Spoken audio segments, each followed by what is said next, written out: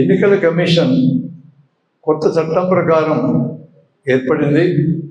అంతకుముందు ఒక కమిషనర్ చాలా కాలం ఉన్నారు.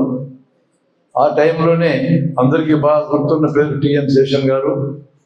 ఆయన ఎన్నికల కమిషన్కు ఉండే పూర్తి అధికారాన్ని వాడుకొని ఎన్నికల కమిషన్ ఎటువంటిదో ప్రజలందరికీ తెలియజేశాడు.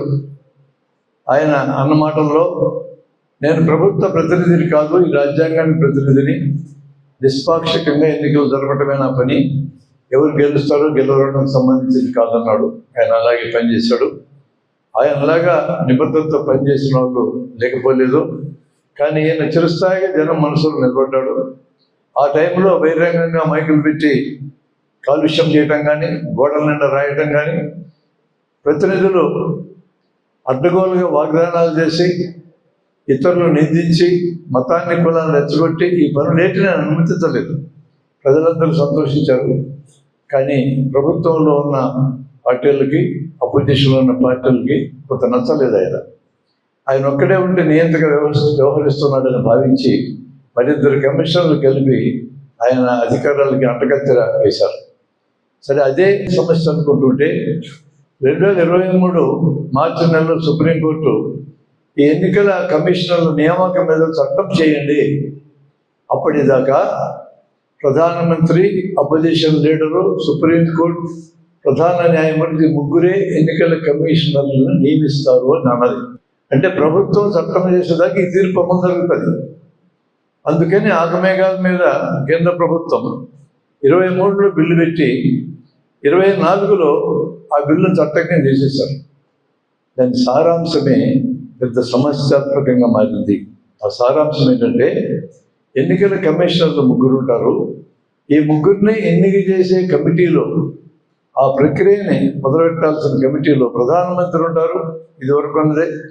అపోజిషన్ లీడర్ ఉంటాడు, అది ఇదివరకు ఉన్నదే.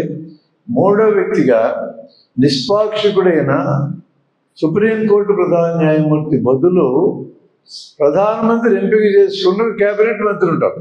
అన్ని అనర్థాలకి మూలం అక్కడే మొదలైందని ప్రజలందరూ అనుకోవడం మొదలైంది.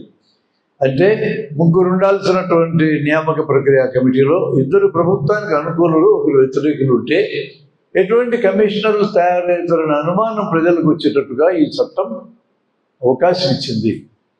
అప్పటి నుంచి ఎన్నికల కమిషన్ మీద వస్తున్న ఫిర్యాదులు పుంఖానుపుంఖంగా వస్తూనే ఉన్నాయి. ఆ ఫిర్యాదులన్నిటినీ పరిష్కరించాల్సిన బాధ్యత ఎన్నికల కమిషన్ మీద ఉంటే నిమ్మకి నీరెత్తినటువంటి జవాబులు చెప్పడంలా చెప్పిన జవాబులు అసంగతంగా ఉంటున్నాయి. ప్రజలు దీని మీద గగ్గోలు చేస్తున్నారు. ప్రజలందరికీ కూడా ప్రజాస్వామ్య మీద నమ్మకం పోయేటట్టు ఈ పరిణామం జరిగింది ఏంటి? అది చాలా పెద్ద ప్రజాస్వామ్య దేశం, ఎక్కువ మంది ఓటర్లు ఉన్న దేశం, 95 కోట్ల పైన ఓటర్లు ఉన్నారు. మనకంటే సంఖ్యలో చిన్న దేశం, కానీ పురాతనమైన ప్రజాస్వామ్య దేశం అమెరికా అంటారు. అందులో పోయినసారి ట్రంప్ ఓడిపోతే, నేను ఓడిపోలేదు గెలిచానని చెప్పి తన అనుయాయుల్ని వైట్ హౌస్లోకి దండెత్తులు చేశారు. మనం వాళ్ళకంటే నిజంగా గొప్పలని. మన దగ్గర కోట్లు ఖర్చు పెట్టి ఎన్నికలలో ఓడిపోయిన అభ్యర్థి, ఎంపీ కానీ ఎమ్మెల్యే కానీ ఎటువంటి గొడవ చేయకుండా గెలిచిన వాళ్ళకి అధికారం అప్పచెప్తా ఉన్నారు. ఇది ఖచ్చితంగా అభివృద్ధి అయినటువంటి అంశమే. ప్రపంచమంతా మన వైపు చూస్తుంది. అతిపెద్ద ప్రజాస్వామ్య దేశమైన ఈ దేశం ఈ ప్రజాస్వామ్య స్ఫూర్తిని, రాజ్యాంగ స్ఫూర్తిని నిలబెట్టుకుంటుందా?